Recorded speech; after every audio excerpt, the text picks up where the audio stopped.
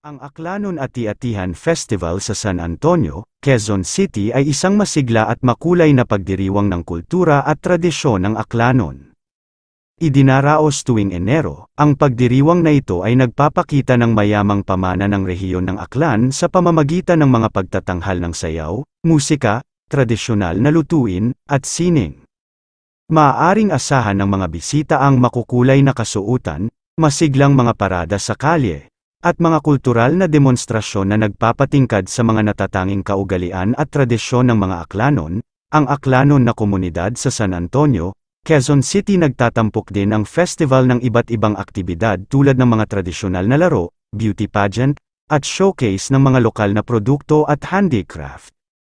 Ang Aklanon Festival ay isang magandang pagkakataon upang maranasan ang init at mabuting pakikitungo ng pamayanan ng Aklanon at upang ipagdiwang ang kanilang natatanging kultural na pamana.